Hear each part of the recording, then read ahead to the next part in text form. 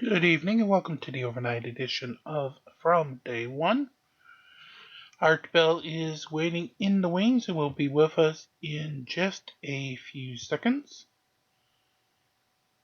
from now. Tonight we welcome in Dean Rayden on the topic of global stream of consciousness for not only him but everyone in the world. And considering the state of the world right now, we could probably use it.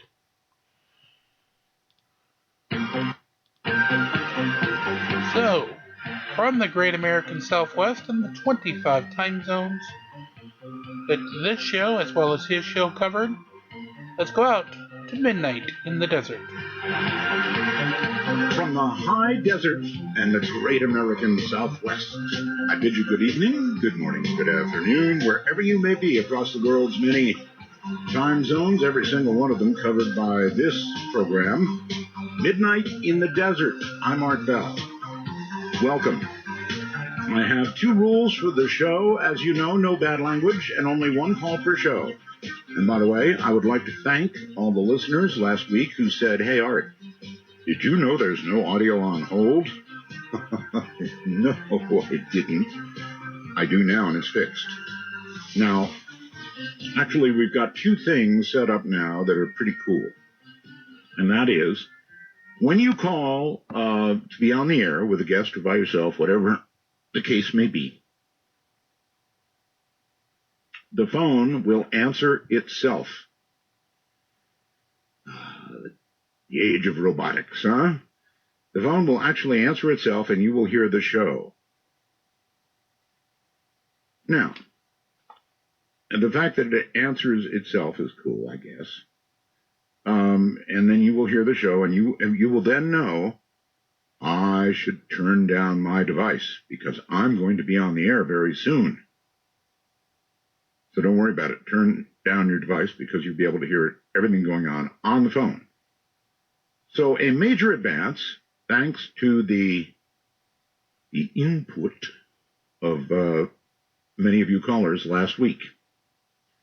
Just thought you'd like to know we got that done over the weekend. Now, a brief announcement. This has to do kind of with the soul of this program, Midnight in the Desert. It is the soul of the program. We're in a fight, and here's how I'll put it. It's already settled, so don't worry about the fight. I have settled it. It wasn't easy, but I've done it. Because of the fact that the word of this show is getting around like, I don't know, the flu virus or something. It's not a very good analogy, is it? The word that we're doing it again is certainly out in the world. And as a result of that, recently, several big radio stations have approached me about carrying the show. However, it comes with a price, like everything, like selling your soul. A little like that. We did a show on that last Friday, selling your soul.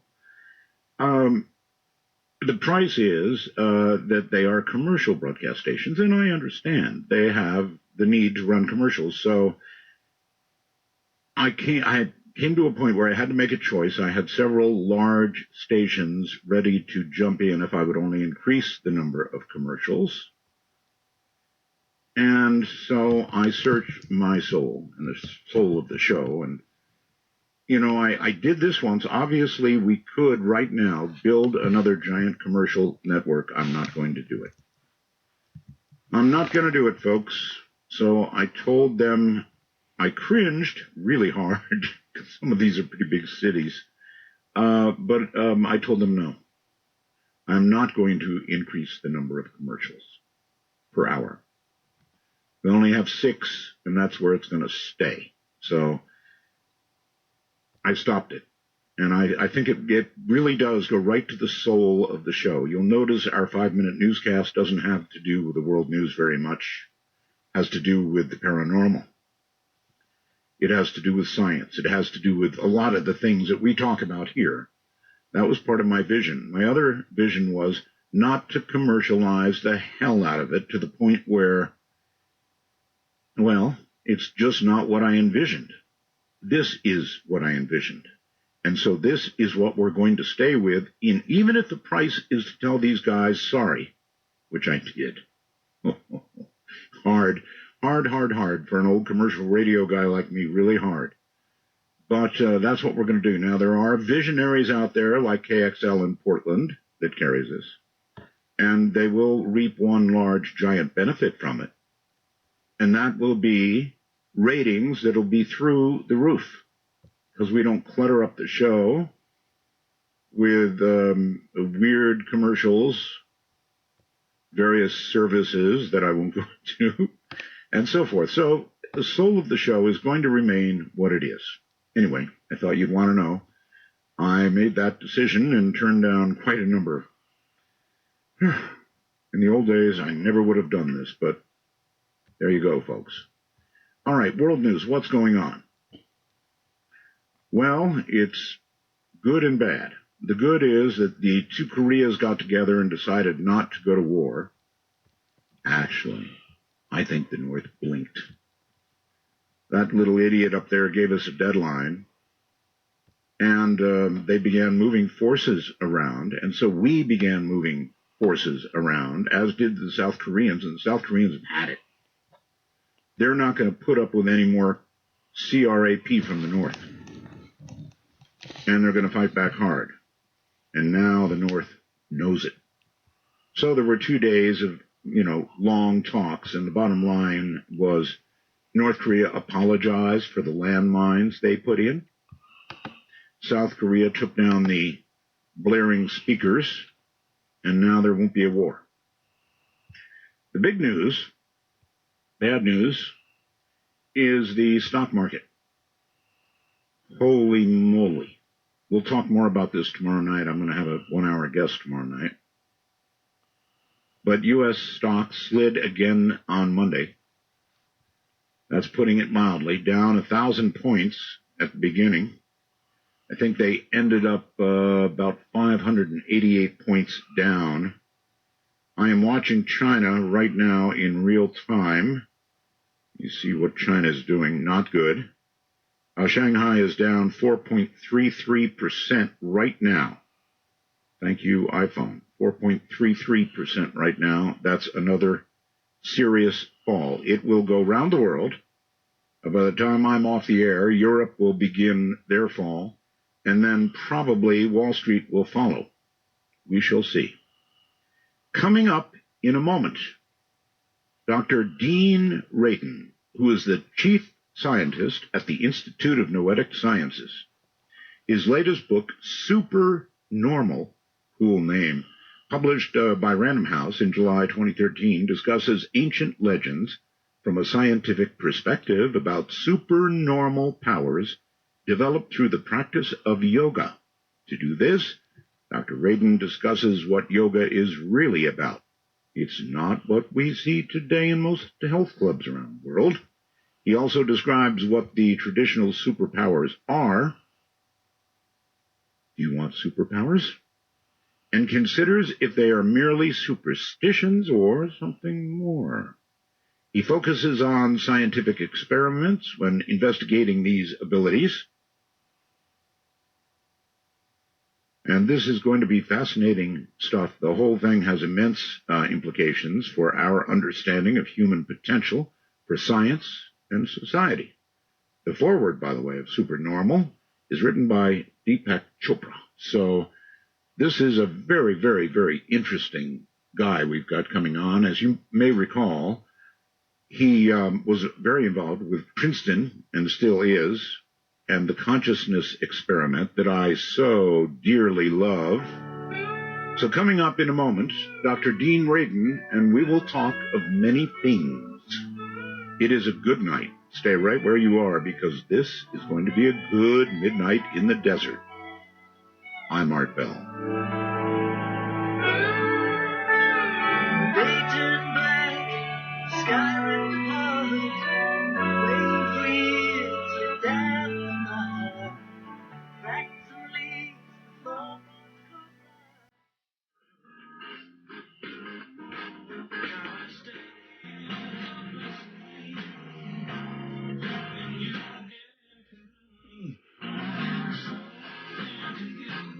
clock strike 12, and midnight in the desert is pounding packets your way on the Dark Matter Digital Network. To call the show, please direct your finger digits to dial 1-952-225-5278. That's 1-952-CALL ART. Okay, don't call Art yet. Not yet. I'll let you know when it is time. So, now comes Dean Rayden. And Dean, welcome to the program. It has been years since we spoke. Thanks, Art. It's a pleasure to be on your show. Good to have you.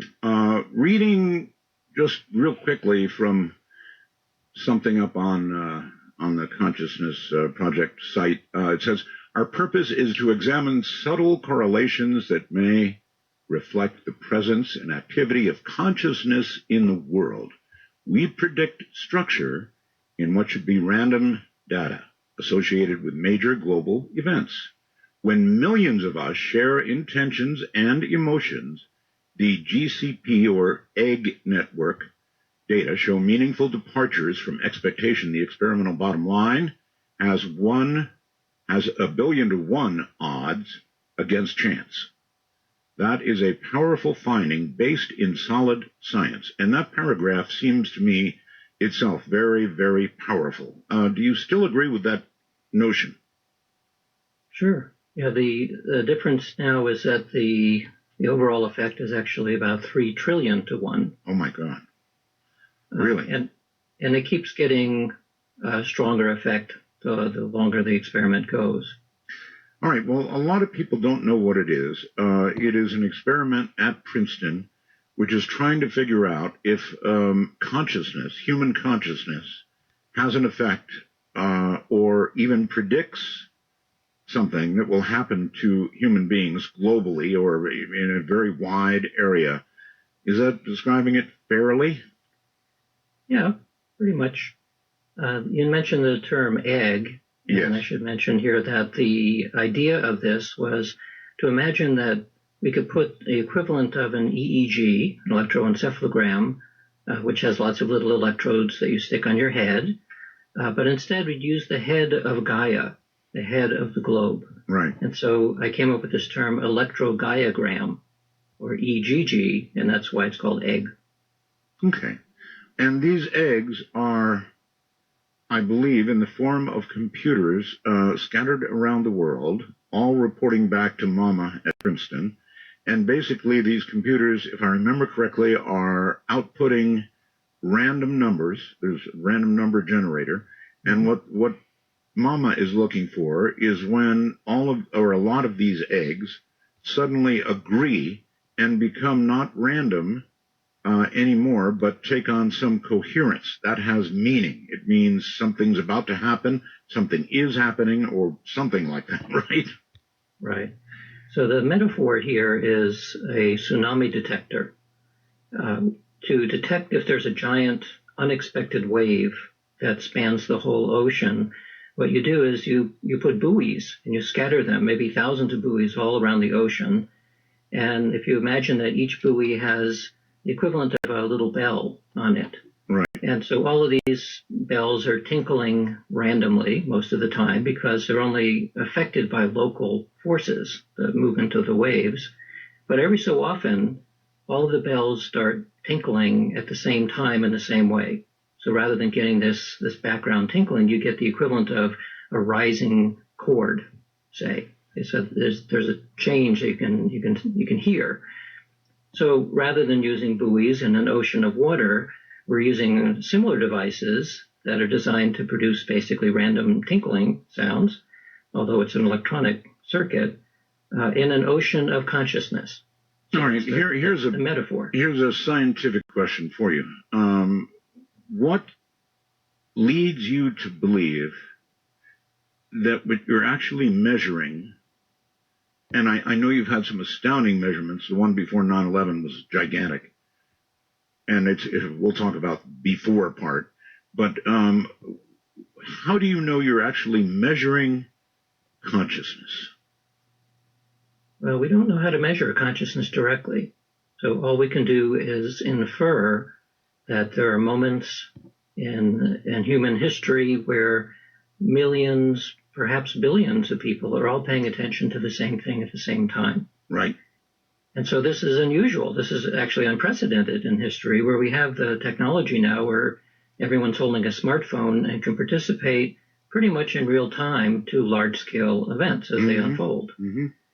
So if we have these moments of very high mental coherence in the sense that all of the attentions are pointing in the same direction, if mind and matter are actually related to each other, which is the underlying hypothesis here, then when the minds become very coherent, something has to happen to matter because of our hypothesized relationship.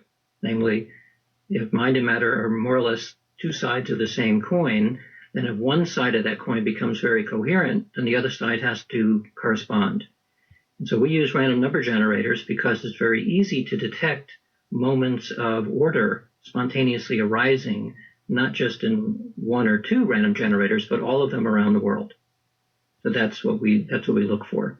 So again, you can't know for sure that it's actually consciousness that you're measuring, but it does seem likely to me. I'll say that. In other words, scientifically, there's no way to actually say this is a lot of conscious minds thinking or reacting to something around the world at about the same time.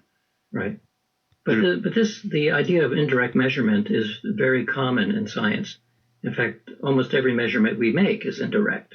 We make a measurement and then infer a property based on that measurement, but it's not the thing itself. Okay. So this is actually not different than making a measurement of almost anything. Well, you mentioned that the numbers have changed, and it's no longer 1 billion to 1; it's way higher. Right. That begins to make. I still don't know if it says it's consciousness, but it sure does say, here's some solid science. Somebody better take a darn hard look at this. So sometimes what people say is, okay, well, we'll buy the idea that there are these correlations between large movements and mind, and there's something happening in these random circuits. So maybe what's happening is that when everybody turns on the TV and is watching something, that there's a change in the power grid, or there's a magnetic change, or there's some kind of physical change, and that's what we're seeing. And our answer to that is that the random number generators are designed from the get-go to exclude all of the known mundane influences. So these are metal boxes that are grounded, so it's not electromagnetic effects. It's impervious to radiation, it's impervious to changes in temperature, impervious to all known physical effects up to the point where the device begins to melt. Provided that most of these are in offices around the world or in people's homes, if the computer's running okay and computers put out regulated voltages, these random generators are operating in a proper fashion. And we have a huge amount of data from periods where there aren't large-scale moments of attention. So we actually, about 98% of the data is not periods of high interest in the world. Right. Dr. Rayden, question for you, and this is just a reach, but I love radio, every aspect of radio. And in radio, if you have a better receiver that gets a better signal-to-noise ratio than the last receiver you had, and or if you have a better antenna for that receiver, either way, you are going to get better data, better decryption of whatever it is you're trying to listen to. And I'm wondering if there has been any consideration given to some sort of way that one might amplify what is otherwise rather weak. And by that I mean, of course, if it is our consciousness, if there's some way to amplify it to the generators. Well, we don't know yet how to amplify the consciousness side, assuming that's what it is. Yes. But we are actually doing an experiment now where we're changing the nature of the random number generator, hopefully to give us a better idea about what's going on the matter side of this mind. Really? How so?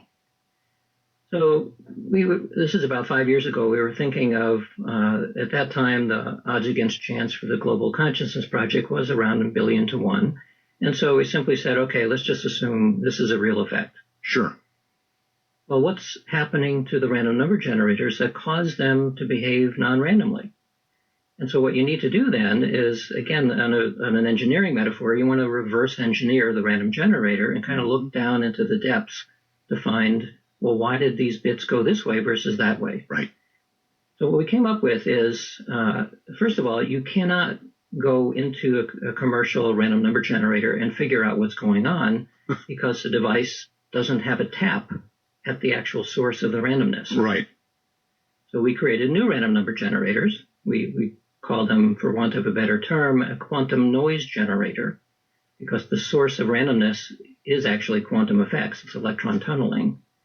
But we have a tap right at the diode that's producing the noise. Right. And we're recording the noise itself.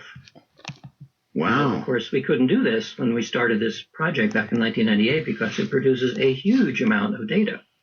We're recording at 44 kilohertz, the actual raw noise. Wow.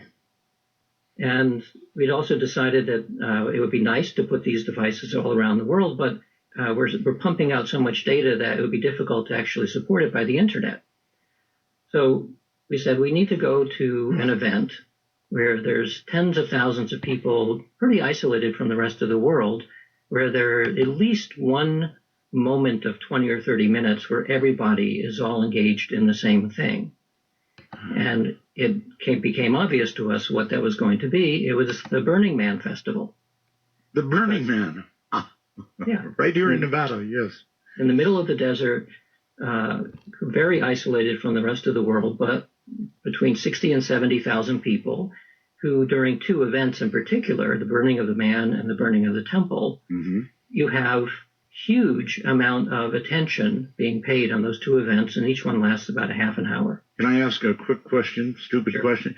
Is the amount of intention or consciousness affected by the quantity of drugs consumed? Well, it's a very good question. And one that can be answered at Burning Man. Yes, although we don't have a good control. Yeah, I understand. What we do know, though, is that I have friends who've gone to Burning Man many times, and they say that during the burning of the man, typically, and sometimes the temple as well, people in the audience do get a kind of palpable, sensed effect, a feeling effect. I understand. Which is being in the zone. Like they all feel, holy smoke, we're together in this, and they can feel it. Yes, sir. So whether it's the drugs or whether it's just the party atmosphere or something, it more or less reliably produces the effect that we're hoping to get in the first place. Let me fairly say that I think that effect that people feel would be felt without the drugs. I was just sort of trying to inject a little humor and wondered if the drugs might enhance or detract from it. Yeah. Possible to answer. Actually, I think it probably enhances. Well, there you have it. Dean Rayden says the use of some drugs enhances feeling. Yeah. Why do people? Yeah, walk you right out on a plank and push you over. Yeah, we're always drugging ourselves with legal and non-legal substances all the time. That's right. I've had a number of people on the show talking about drugs like DMT and some of those. And that might be a whole discussion we could have sometime. I don't know if you have ventured down that highway, and I don't mean personally, but from an investigative point of view. Yeah, we can talk about that. Really?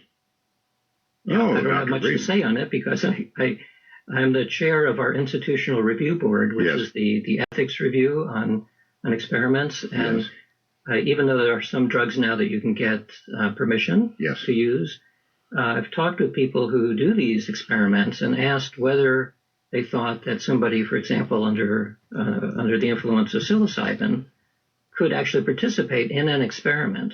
Right. And the answer is, for someone who's extremely experienced with the drug, they might be able to.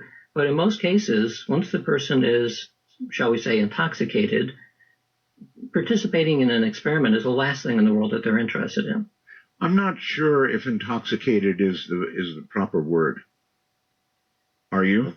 Some word like that. Toxic is probably not correct. No. So let's say put into an altered state of consciousness. Much better. Yeah. Much better. An altered state. Yeah. Okay, well then we do have some avenues we can go down that I didn't expect. I really like, when you say a quantum noise generator, what's quantum about it? Well, the source of the noise are electrons that are tunneling through a forbidden zone. So as a ham radio guy, you know that what a diode is doing is blocking electrons from That's right. getting across a barrier, but sometimes they get across anyway. And that's a quantum effect. It's the wave-like nature of electrons that allow them to tunnel through a forbidden zone. When that tunneling takes place is considered to be fundamentally random. So at a micro scale, if you were actually to pay attention to what's happening at a diode, especially a Zener type diode, right, you have these little pops that are happening. Absolutely. Little pops are timed randomly. So when we're recording noise from the diodes, we're recording these little random pops, and they're happening so quickly that you can't see them very well at 44 kilohertz, which is our recording rate, but what you do see is a very random looking trace. Oh, isn't that interesting? Diodes, folks, it's a little device that allows electrons to flow in one direction, not the other, normally. Right. But Dr. Rayden is saying some do flow in the forbidden direction, I guess would be the way to put it. All right, Dr. Rayden, hold on. This is going to be very, very interesting stuff. Stay right where you are. From the high desert, this is Midnight in the Desert with Dean Rayden, and I'm Art Bell.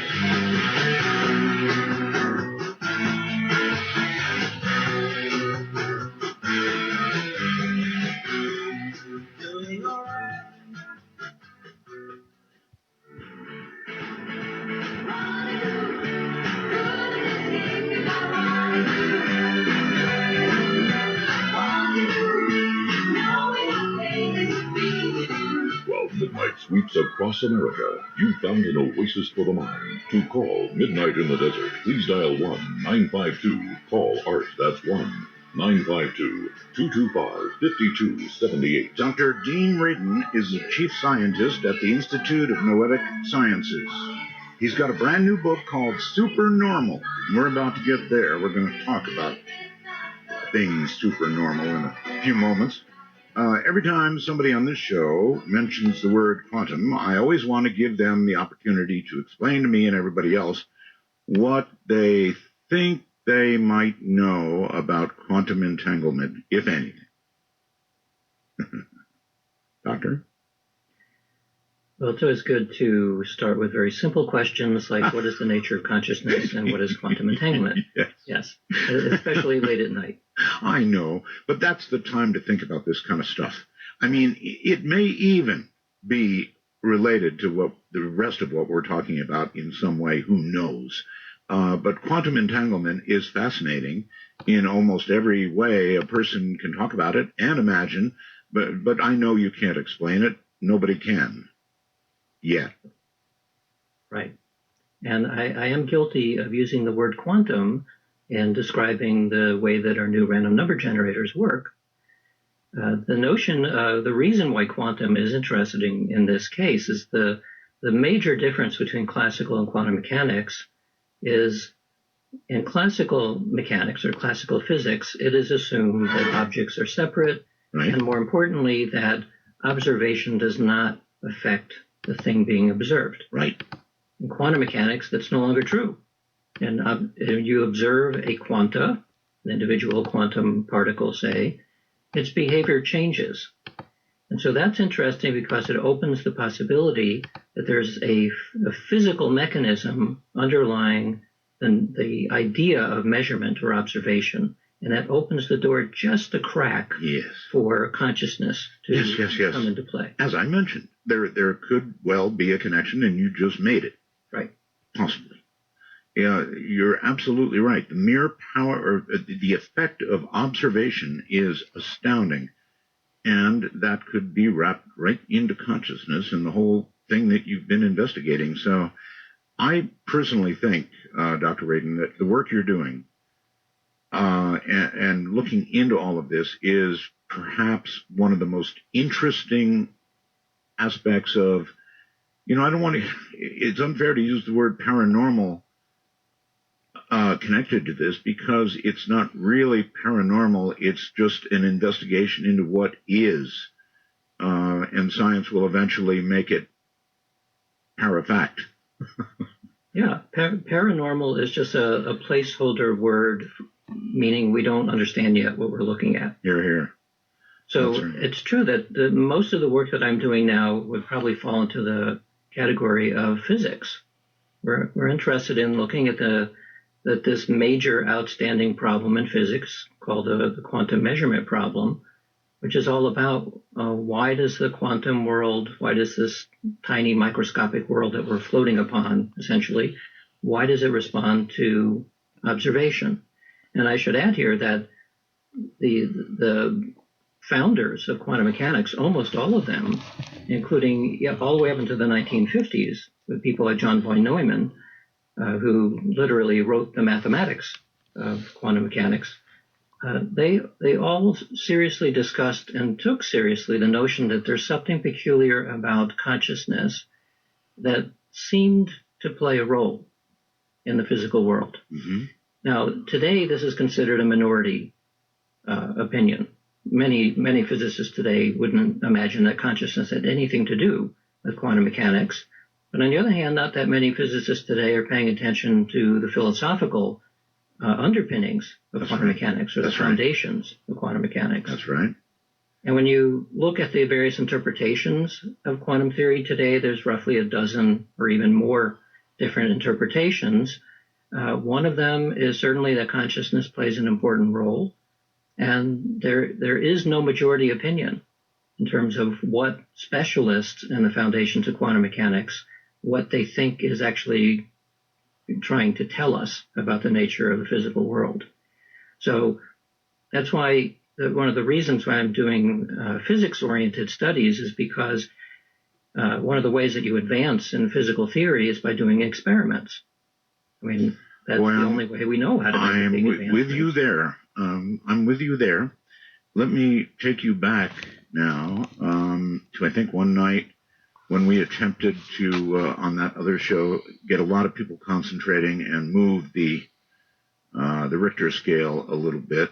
And then I did a number of experiments, I'm sure you recall, trying to bring rain to areas successfully, I might add, and trying to have effects on people's health successfully, I might add. And I got to the point where, after about, I forget how many, 5, 7 experiments, something like that, I had you on the air. And I remember that night asking you, I'd given it a lot of thought, and I thought, I'm beginning to dabble here where perhaps I don't know what the hell I'm doing. And even though it seems like we're doing a good thing, I recall a wish for rain in Texas where there was no forecast of rain, and then it really came after our experiment, and it flooded. So that set me thinking, and people started, of course, emailing me, saying, come on, Art, move a hurricane, move a typhoon. And that's set me thinking, I have no idea what I'm doing. And while experiments are fun, well, I go back to when they pushed the button on the atomic bomb. About half scientists thought it would set the atmosphere on fire in a chain reaction, kill us all. So you never know what an experiment is going to do. I really enjoy experiments, and I may even try another one of these, but they're a little freaky and scary, frankly. There are unintended consequences. There you have it. Whenever you're dealing with the edge of the known, you have to pay attention to the unintended consequences. And of course, that's almost by definition impossible. So you just have to be very careful. So one of the reasons why we're doing experiments of the type that we do, which might seem a little artificial, like the one at Burning Man, is because it's pretty benign. We're not asking people to mentally try to change anything. We're just looking in the background to see whether this large-scale attention is pushing the physical world around in a measurable way. And to make a long story short, we are seeing that, and we're slowly beginning to get a sense of what is actually happening and why we get the effects in this global consciousness project. Okay. What do you think you know? In other words, you say you're beginning to get a grasp of how you change something material with focused intent. And now this is not intention. Well, it's attention. Attention. Okay, attention.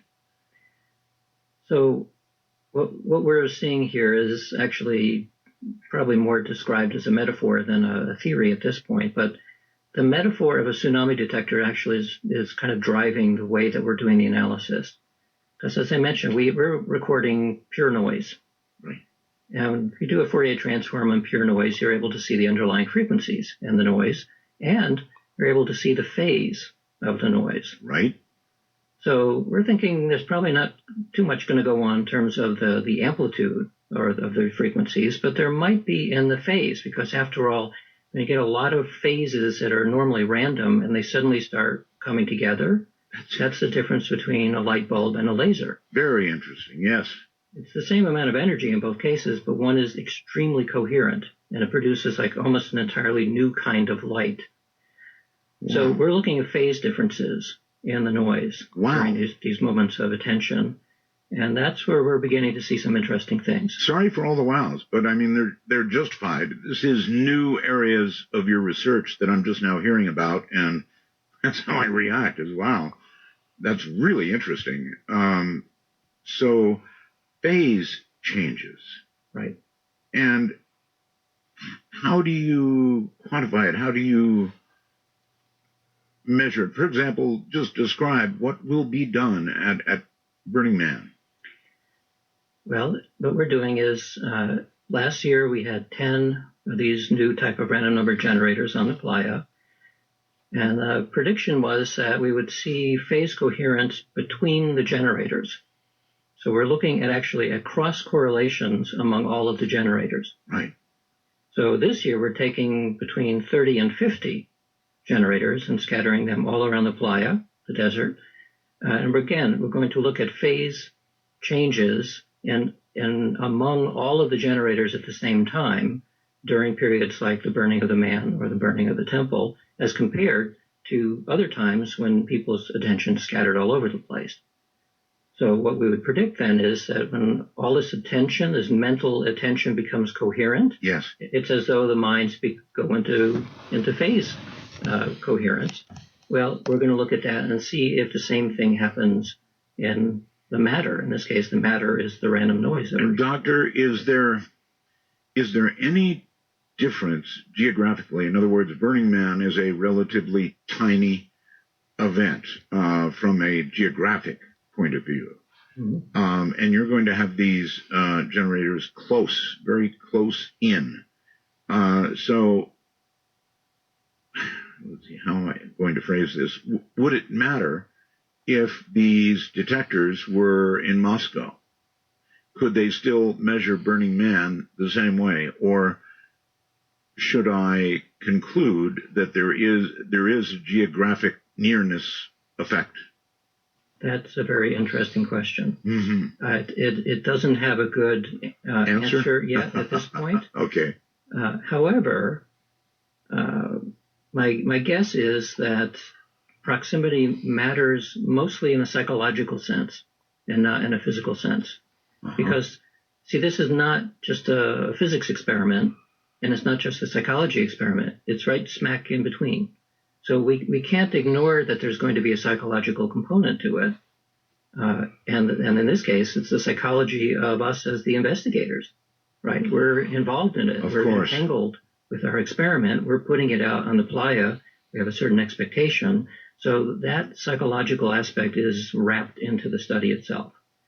However, you are the observers. We and everybody on the playa are doing something. That's the inference. Yes. But however, in order to test the notion that you need locality, some of the generators are actually going to be in our lab in California. Oh, no kidding. A few hundred miles away from the desert. Right. But we will, by definition, simply tell the generators, your sister generators are out on the desert, and I want you to behave the same way. And this will help us see whether or not it's us as the experimenters that are somehow linking the meaning of the generator to the place. Or maybe if the generators in the lab don't show any effect, but the ones in the playa do, then we'll say, well, okay, well, maybe there is something like a physical distance that makes a difference here. I've got an idea for you. Okay. Why not, just for fun, associate two of those monitors, those computers, with each other, just for fun, before the experiment? What if the sensors themselves can be entangled, kind of like quantum entanglement, and that would then cause them to show similar results at a spooky distance? Yeah, that's actually how we're doing the association. Oh, really? See, the boards that these generators are made on are the little printed circuit boards, and we're made in pairs. You're so far ahead of me, Doctor. You're making me feel inferior. No. You're asking exactly the right questions.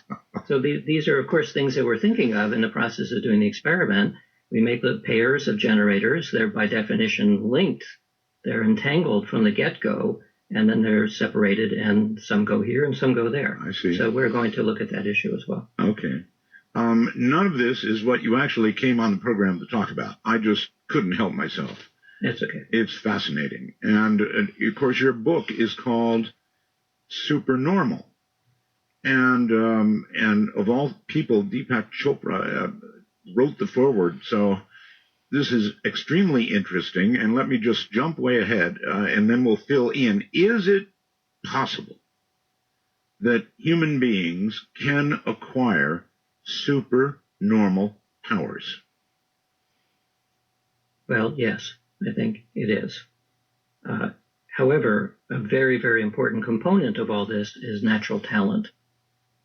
If you train to be a high jumper, but you don't have any talent in being a high jumper, you're never going to get beyond 3 or 4 feet, no matter what you do. Let us define what we mean by supernormal powers. Can you give me a good example of what would be a supernormal power by definition? Okay, so first I need to make a distinction between supernatural and supernormal. Oh, sure. So supernatural has a connotation of the divine. This is a gift from God. It's something that is beyond human. Mm. In the yoga tradition, supernormal is the term that I selected, is because it is assumed that these abilities are an inherent capacity of human beings. And actually not just humans, but any sentience has this natural capacity to do certain things. So the certain things that are listed in classical yoga are mostly clairvoyance, various forms of clairvoyance from the macroscopic to microscopic, and some forms of psychokinetic influence, and then a whole bunch of things having to do with your own body. So those are the supernormal capacities. We're talking about levitation, becoming very light, and gravitation, which is the opposite, becoming very heavy, about inertia, meaning you don't have to eat or drink anything. We're talking about invisibility, things that you'd expect to see in comic books. So those are described.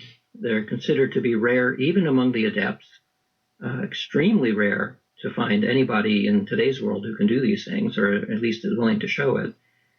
And by far, what's much more common are what we consider plain vanilla psychic experiences, clairvoyance, precognition, that sort of thing. Right. Okay.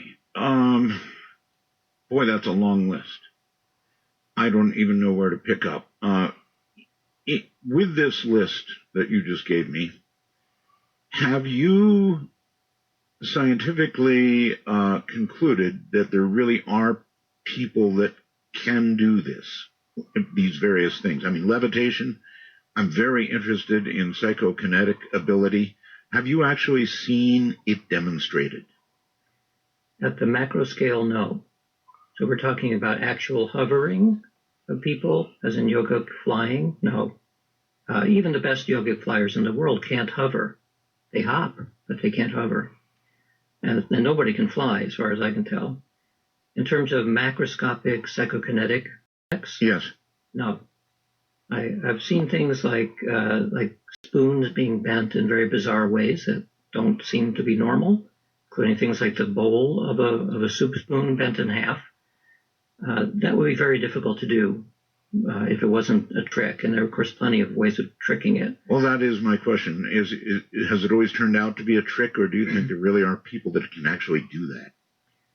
Well, I would say that the vast majority of things you see on YouTube are tricks. People who claim to be able to do any of these things. So those are almost certainly tricks. In cases where people are sincere, like disciples of gurus who claim that they've seen certain things, I've seen some of the videos that they've shot of what's supposedly telepathy, or not telepathy, but levitation. Right. And it's not. It's hopping. For movement of objects through psychokinetic means, we're talking about static objects, not something even like a little pinwheel, but just put a pen on a desk and move it mentally. I've never seen that happen. Oh, I have tried so hard. Yeah. But in terms of pinwheels, extremely sensitive systems, yes, I've seen things that I think are real. Most of the evidence for mind-matter interaction are random systems, or what we've been doing recently involving optical systems with interferometers and things of that sort. Right. I know the Russians did a lot of experiments in this area. Do you think, when we get back, we're on a break, do you think any of that is real? And so we'll pick up on that when we get back. But boy, the Russians really did some impressive stuff. Could have been tricks. Who knows? I'm Art Bell.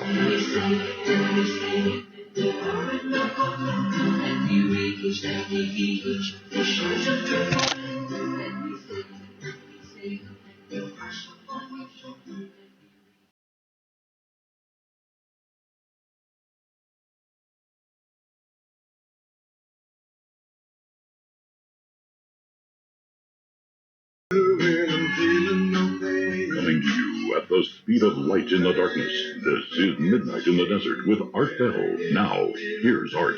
Dr. Rayden is my guest, Dr. Dean Rayden, who is chief scientist at the Institute of Noetic Sciences. His latest book is Supernormal, and we're beginning to talk about supernormal things here. And indeed they are. And I did mention at the break the Russians. Boy, they did some seemingly really incredible experiments that were captured on video some time ago. And I'm sure that in your quest you've looked at those, and I wonder what you concluded. Yes, I've looked at those, and the key word that you mentioned is seeming. Mm-hmm.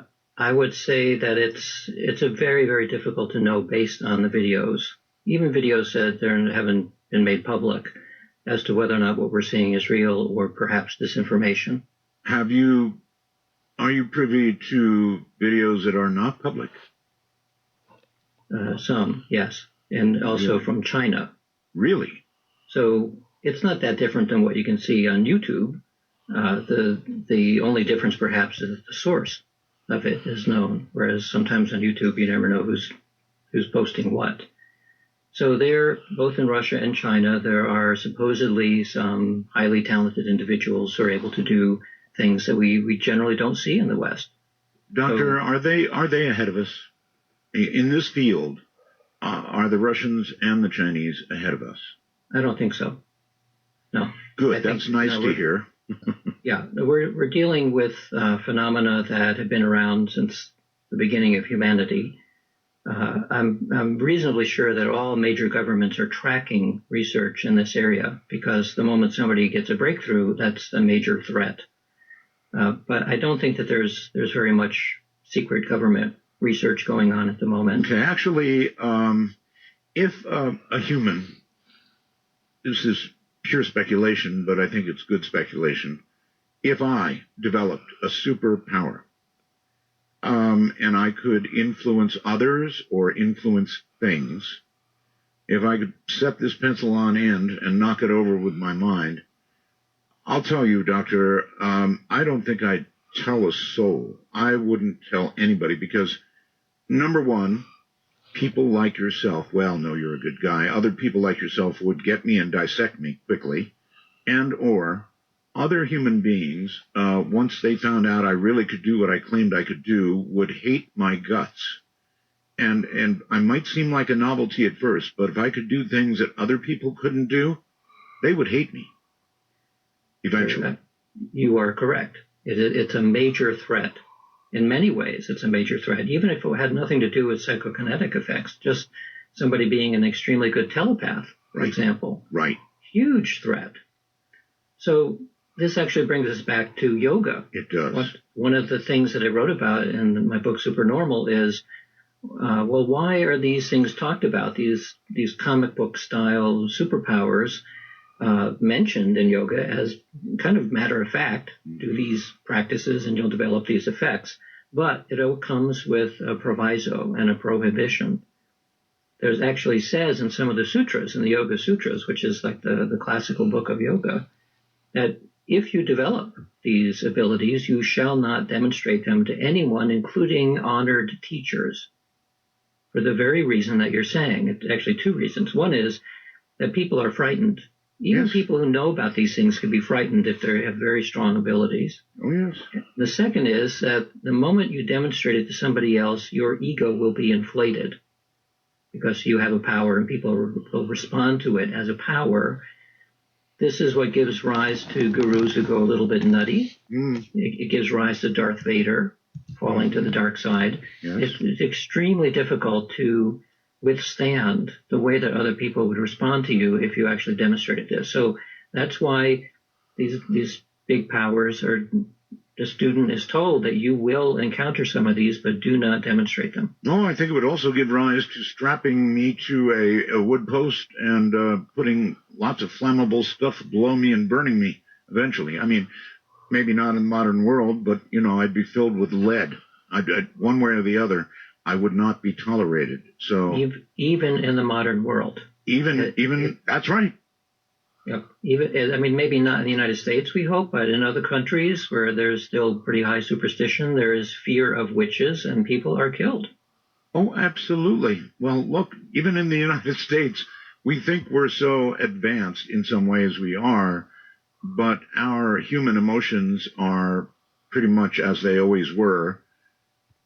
I grant you we're tolerating more, but somebody with that kind of power, for example, the ability to read one's mind, no way. That would simply not be tolerated. So you have to imagine if there are people capable of this, they're keeping it to themselves. Fair? Yes. However, the reason we do experiments of the type that we study is to see whether in principle something like telepathy is real, and in principle is psychokinetic effects real. And we don't generally go looking for people who claim that they have these abilities, because sometimes they do and sometimes they don't. So instead, we work with the prototypical college sophomore. In other words, people who think that they might or might not have the ability, they don't really know, but they're willing to try an experiment. That's how the vast majority of psi research is done, with just ordinary people, to see if the yogis were correct in saying that this is a natural inherent ability, and most people quite weak, but nevertheless there. And so we know from those experiments that average people selected pretty much at random can demonstrate telepathy to a very weak degree, but for a real effect in the laboratory. And the same with precognition, clairvoyance, and psychokinesis. All right. So that's how we know these effects are real.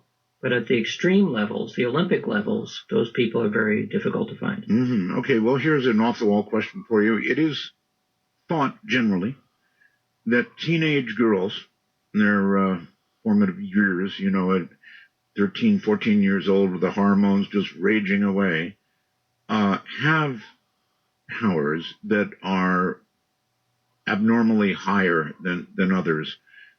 Is that just like something that belongs in Mythbusters, or is there possibly something to it?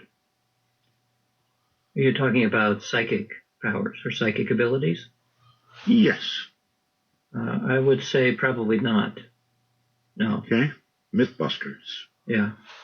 The few studies looking at developmental stages in psychic ability, The peak usually is at 4 years old. Really? Yeah, it's young children who don't know yet that they're not supposed to do these kinds of things. Yes, well, that I get. Very interesting. 4 years old. And they learn that they are not supposed to be able to do that, by the time they're 7 or 8? Well, when they start to become socialized and they realize that if you start revealing secrets of your friends, you're going to get shunned real quick. Uh-huh. So they don't do that. But at 4, they don't know what they can't do, so they do it. Right. Yeah, and if they're younger than that, then their language skills and their interaction skills are not quite developed enough. So somewhere around 4 years old. And by the way, around 4 years old is where you get most of the evidence for reincarnation. You're absolutely right. What an interesting point you've made. Wow.